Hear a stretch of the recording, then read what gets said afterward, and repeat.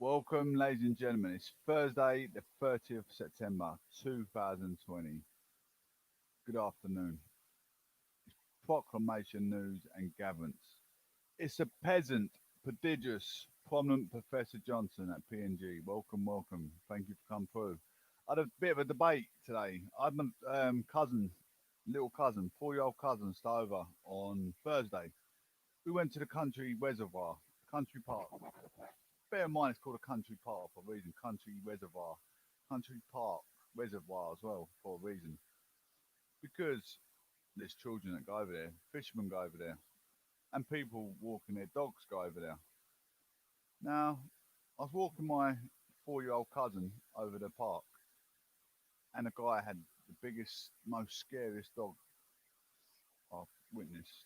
A Rottweiler off a lead. A Rottweiler should not be off a lead in any given reservoir. Kids' life matter, absolutely. And a dog off a lead, especially that big, jumping at a kid could kill a child. So yeah, I hope I'll try to make some amendments through Parliament to put a law on people making sure their dogs are on leads. There's no one that can say their dog does not bite a child. There's no way that someone can say their dog does not bite full stop. So you're telling me you got a brand new Mercedes S Class, that dog chews up your keys, you don't get angered. You get angered, then you slap your dog. Then that dog becomes angry. Take your dog out for a walk later that afternoon. That dog could have the opportunity to bite someone out of the anger that you slapped him earlier. So that's my theory. And people can't say dogs don't bite because the horses ain't supposed to bite either. Horses are supposed to eat apples, grass, and only vegetables. Let me tell you, a horse bit my nephew. A horse bit my nephew's arm. Didn't hurt him, thankfully, but it took his hand in his mouth and he pulled him over the fence. So it could have broke his arm potentially. So that needs to be outlined, and that needs to be making a statement. So dogs need to be on leads when taken for a walk. If you're unfit to walk and jog with a dog to keep it fit and able, then don't have a dog. Simple as that. Kids' lives matter. So do dogs' lives. And people don't be go hunting for the dog after they just bit their kid's arm. Anyway, so I'll put this down on a statement today. I'm going to read this out to you. It's not appropriate for anyone to let his dog, big dog, run freely. They have a jaw the size of a child's head, especially what I'm talking about, the Rottweiler dogs. Nobody can sit here and say their dog doesn't bite. Like I said, if you wake up one morning and your dog chews up your Mercedes car keys, you would punish your dog, which would be angered, just like you would be. You're angry because he's eating up your keys, so you slap the dog. Now that dog's angered, just like you. What's the dog going to do? Ain't going to attack its owner because you give another slap, it'll attack a nearby stander. So I want to raise this issue because the same dog breed jumped at my 4-year-old cousin, as I just told you. Sorry for dog owners, but kids' life matter more than your pet, especially not looking after it properly. Pets' lives matter too, but I don't want to get done for pet murder, protecting innocent children. I sent this message to my local MP, like I just said. Anyway, ladies and gents, moving on, and I want to outline this. I want to outline this big thing. I mean, my friends say a dog's good as gold. She's got a dog in her home with her children, but this dog is not in home with children. This dog was two elderly people walking through the country park, and it did run up and jump my 4-year-old niece, and she is very tiny, mind. If that dog put a big size 10 paws on her hair face, I'd have to go back and tell cousin Gemma, by the way, I mistreated your daughter. It's now got a dog's paw on her face. So that'd been all my fault. Anyway, Kovid Alok Sharma accuses BBC of gotcha line of questioning. A government minister has accused BBC News of threatening interviews like a quiz show after Boris Johnson got local coronavirus restrictions wrong. A lot of critics in the media about Boris all the time. Could someone else do a better job sitting in the driving seat? I think more than likely not.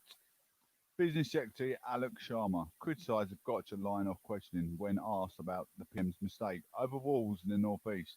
I mean, looking at Sir Keir Starmer shaping up England, but then he was best mates with Jimmy Savile. He was best mates with Jimmy Savile. How would he shape up England? How would that guy? He's got nothing to his resume, but he's best mates with Jimmy Savile. I mean, the only thing Jimmy Savile's got is a bit of savvy. So it's total wrong. And what a mate like Jimmy Savile. What is he good? What could he possibly do to run England? Sir Keir Starmer being mates with best mates Jimmy Savile. Oh my goodness. He'd have open schools for kids, a weirdo. Anyway, but a police chief for the area said Mr. Johnson's mistake had stoked further confusion for people. Reports say a ban on household mixing indoors could extend to Merseyside. Check rules online now about Sir Keir Starmer. You can't say take the well. It's not, it takes a paedophile to know a paedophile, or no, to know a paedophile takes a paedophile. Sorry, say it one way around. But yeah, you can't mock him too much. But what? Imagine that. That's gonna be embarrassing. Jimmy Savile is my old best mate. Yeah, nice one. Anyway, check the rules online on BBC Radio 4 Today programme. Mr. Sharma was pressed on why, when questioned on today's on Tuesdays by Channel 4, Channel 5 programme, the Prime Minister was not able to clarify restrictions on social gatherings in North East England. Mr. Johnson's confusion came hours after Minister Gillian Keegan was able to clarify parts of the new rules. Mr. Sharma said there was an element of slightly gotcha about this about the terms of this line in questioning, reminding today's Martha Kernia. She said on a flagship programme and not a quiz show, if people want to understand to precise restrictions they have in areas which are more restricted, then they should go on local authority website, he added.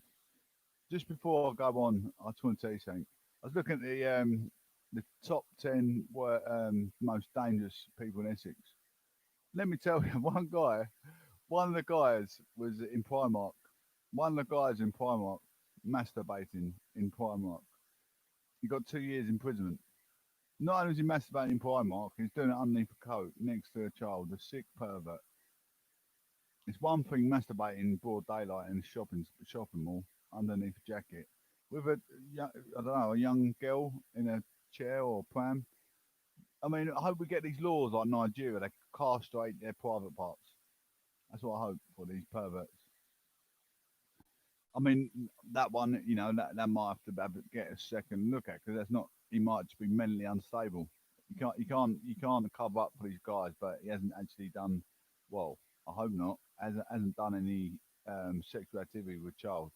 So you have to be. I'm not. I don't even like talking about the subject. It just makes me vomit, really. To be honest, yeah. Why they do it in the shopping mall, and why is that kid sitting next to him? Why done it? That's what I'll be questioning. But when you think about it, I've got my own kids. I've got my own niece. I've got my own cousins. It makes you sick. It makes you absolutely sick. Think there's evil people like this in our world. Anyway, Mr. Sharma said the government's overall message was that people should keep the raw six, wash their hands, cover their faces, and make sure they maintain social distancing. In the affected areas of North East England, people will no longer be allowed to mix with anyone outside their own household in any indoor setting, although support bubble are exempt. I mean, I'm taking all lockdown measures as always. I don't know how you guys are finding it if you're struggling in life, but it's not the end of the world, is it? It's not the end of the ocean. Keep swimming, keep moving. In total, at least 16.6 million people are in lockdowns in the UK, about 1 in 4 people. The Times reports that officials will decide on Wednesday whether Merseyside will be the latest area to face a ban on household mixing indoors, and about 500,000 people in 4 cancer areas in North Wales are to face local lockdown restrictions from Thursday evening. Labour Shadow Health Minister Alex Norris criticised Mr Sharma's comments. The Prime Minister should understand the rules. He is asking huge numbers of people to follow. That's not a gotcha. That's just basic government competence, he said. Sensible and practical. Meanwhile, Kim McGuinness, Labour Police and Crime Commissioner for Northumbria Police, told today that Mr Johnson caused a lot of confusion when he misspoke on Tuesday. She said following restrictions was a big ask, for the people and the government should be better at communicating advances of these local restrictions. A health psychologist and a member of the Scientific Advisory Group for Emergency SAGE, said confusion has become a problem for people trying to follow coronavirus rules. Professor Lucy Yardley told the BBC, I think it's a real problem that the people are trying to follow up and down the rules that are changing all the time and are different in different places and different organisations. We need less rule following and more working together to work out, in your individual situation, what is the best way to minimise the risk to the people around you. Professor Yardley said people are following the rules as far as they think it is sensible and practical for them, and are probably getting it right by viewing the rules this way. Mr. Sharma has urged people, and particularly university students, to follow coronavirus rules. Hope you guys, like I keep saying, don't wash your hands and I'm about to say wash your hands and face. Don't wash your hand and put your COVID mask on your face for yourself. Put it for the loved ones around you, your mum, your dad, your brother, your sister, your niece, your nephew, your girlfriend, your own kids. Think about the others around you. Don't be selfish. There's no harm in following you. You might not get through. So do as you're told, and then soon you'll be able to do as you please. Simple as that. We get given rules when we're a kid by our parents, or was you one of them kids that didn't take rules off your parents? Divides our nation, doesn't it? Divides the worthy people in a nation. The ones that are sticking to the rules, the ones that don't ain't really worthy in a nation. That's how I see it. Maybe we should ship them out. Ship up or ship out. That's what I say. Ship up or ship out. Shape up or ship out. Brexit blow to the UK car industry in search for the EU deal. Britain car industry risks losing out even if there is a post-Brexit trade deal with the EU. According to the documents seen by the BBC, car parts from Japan and Turkey used in the UK will not be treated as British, so some exporters may see higher tariffs. In a letter, Britain's chief Brexit negotiator says the UK has failed so far to get in the car part deals it wants, and more obviously, it cannot insist on it. Hope you guys are really enjoying the cast today, because I am as well. Absolutely phenomenal. We've had some abysmal news. That guy, I can't remember what that guy's name was now, in Primark. You can check it online. Primark in Chelmsford, I think it was. Absolutely horrific. Who needs a neighbour like that? In a letter, Britain's chief Brexit negotiator says the UK has failed so far to get a car parts deal it wants and obviously cannot insist on it. That's where we left off. Having enough parts sourced within UK and EU is a key to a free trade deal. In a letter to the car industry seen by the BBC, Chief Negotiator Lord Frost says one of their key priorities that parts and components from Japan and Turkey count as British in any deal has been ejected by the European Commission. The risks some UK automotive production attracting taxes on trade, known as tariffs, when exported to the EU, even if there is zero tariff trade deal struck with the EU.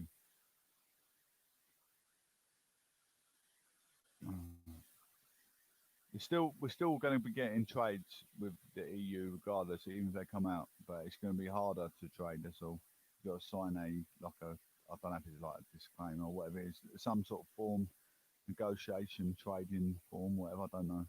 A separate draft legal text, also obtained by the BBC, lists UK requests for manufacturing of electric cars, batteries, and bicycles to be treated leniently and count as British.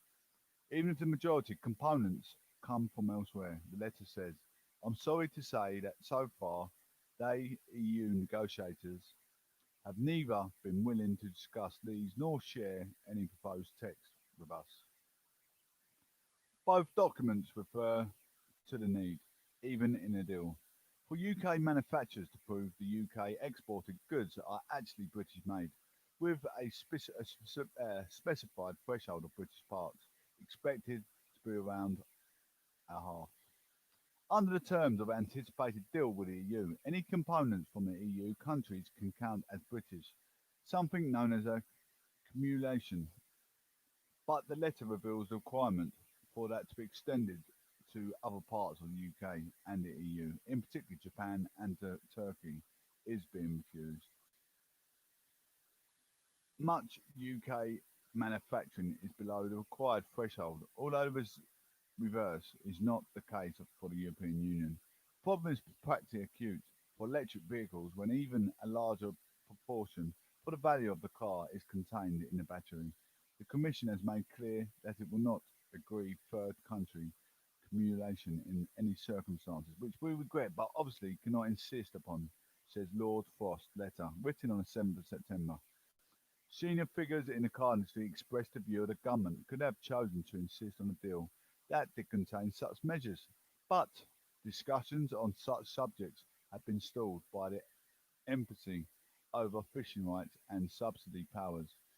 Mike Hawes, the chief executive of the Society of the Motor Manufacturers and Traders, said, given its importance to the economy and livelihoods and damaging consequences of tariffs, we need the sector to prioritise the negotiation, not trade off against other industries. Lucy Powell, Labour Shadow Minister for the Business and Consumers, said, this is really wrong for our country automotive industry. The government must listen to businesses and trade unions and crack on to deliver the trade with the EU they promised during the election. Is it going to be a big deal? The original Brexit deal negotiated by former Prime Minister Theresa May contained a route to minimise checks on what is known as rules of origin. The option was moved as part of the revision to the withdrawal agreement a year ago, but Lord Frost points out that the UK and the EU 27 car industries have jointly asked for such arrangements, including special consideration for electric vehicle exports. You're not going to, there's no way they're going to pull out the trade deal when it comes to the cars. There's no way in a million years. If a big percentage of their cars get sold in the UK, they will be off.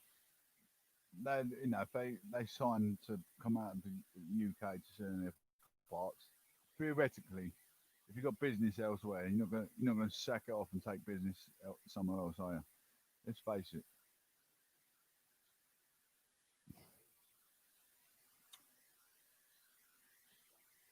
Anyway, coronavirus rules. Boris Johnson blunders into the backbenchers. We've got a lot of critics about Boris Johnson. Here it goes. I'm gonna read it out because I'm not biased in my political views. So just for the audience, he's making it too easy. The Prime Minister rather made the case of some contents in his own party today, as one of the key rebels joked.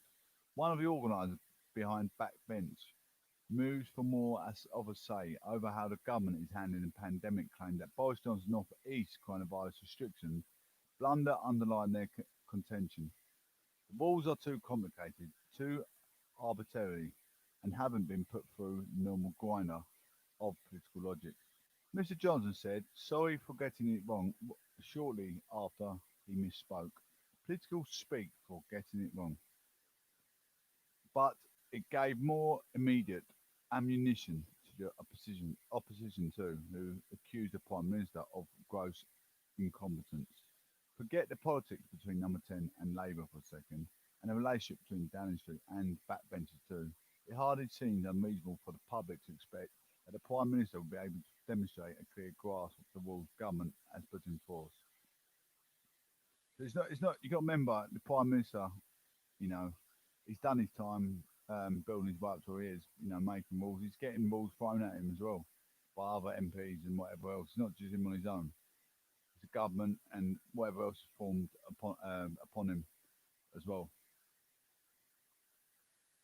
So really, he's theoretically just a great Tony speaker at this moment in time as a Prime Minister, picking up all the odds and pieces that all the other ministers and everything else is thrown at him. So, we need to bear this in mind, especially these critics that write stories. I don't think they understand. It seems unlikely that his comments are going to help the public sense that the rules are clear, firm, and important to follow. Mr. Johnson's misspeak, being diplomatic, also comes at the crescendo of a tricky moment between Downing Street and grumpy and restless Tory MPs. Over, overtly critical for some days, backbenchers have been pushing for a way of seeking more influence over not just the government decisions on coronavirus, but how Parliament gets involved. As we've talked about here, backbenchers were part of what held at number 10 back from going for lighter rules as coronavirus cases rose last week. And since then, many of them have been pushing for a more permanent way of making sure they are heard.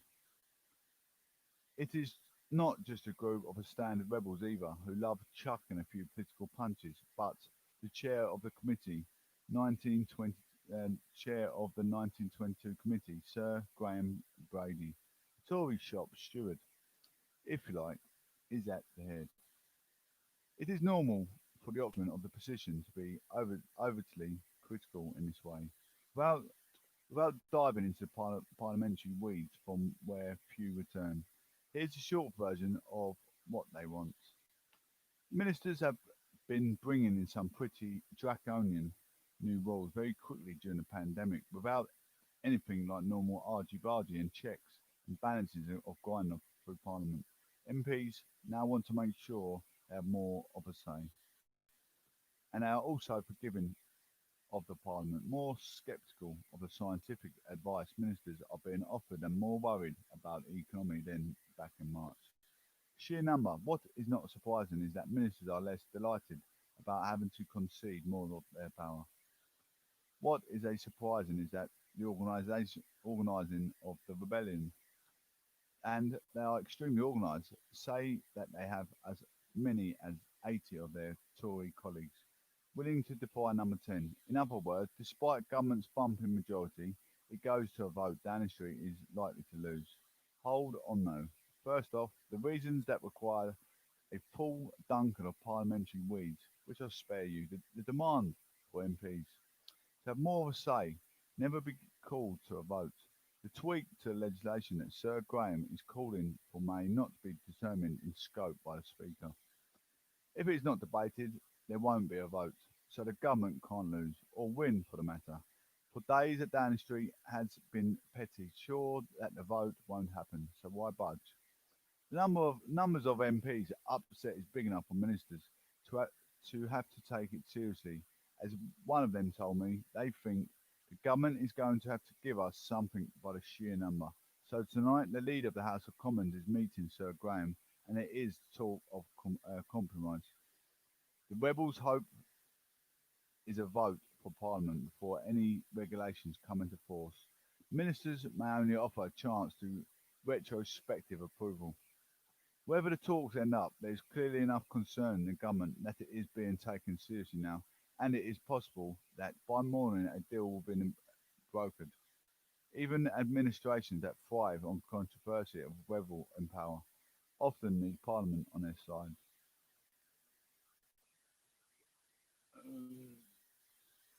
It's going to be a short one today, ladies and gents. It's going to be a short one today. Accession Island. Accession Island, ladies and gents. Proclamation News and Gavins. Accession Island. Priti Patel, MP of Whittam. Priti Patel. Considered outpost for UK asylum centre location. The government has considered building an asylum processing centre on remote UK territory in Atlantic Ocean. The idea of offshoring people is being looked at, but finding a suitable location would be key, the source said. Home Secretary Priti Patel asked officials to look at asylum policies which had been successful in their countries. The BBC has been told. The Financial Times says Accession Island, more than 4,000 miles for the UK, was a suggested location.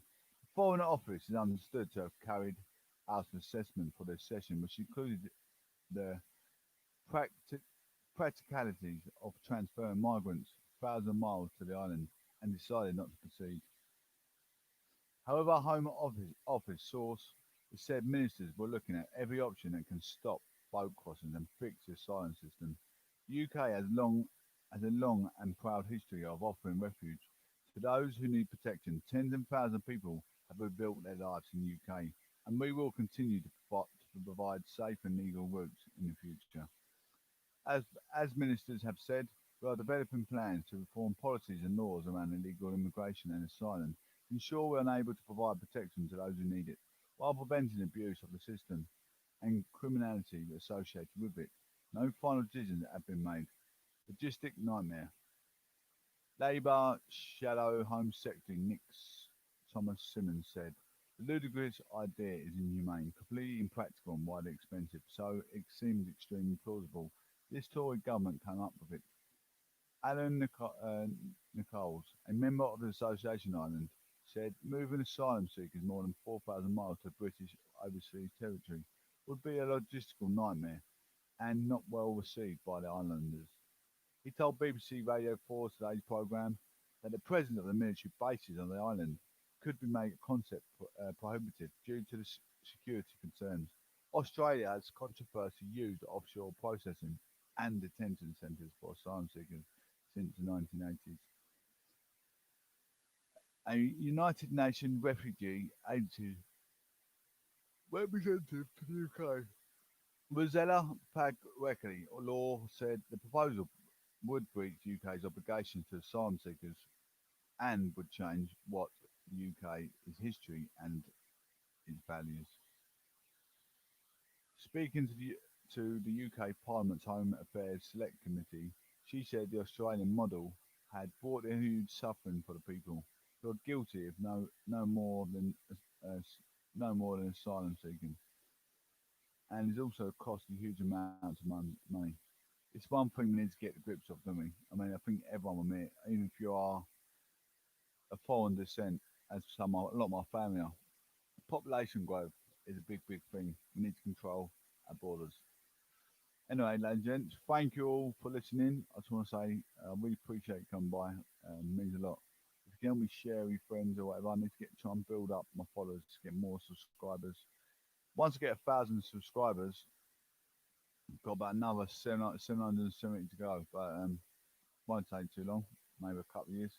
Anyway, take care. One love. God bless. Speak soon. Thank you all for tuning in and supporting the show again. Proclamation News and Governments. Take care.